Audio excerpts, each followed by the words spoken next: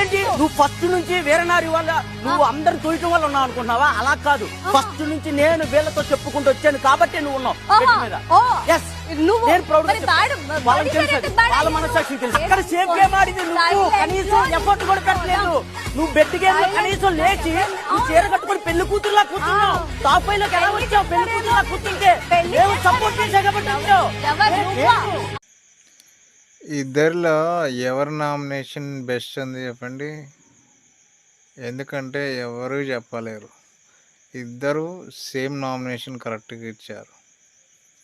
తన మీద తిన మీద తాను ఇచ్చుకున్నారు.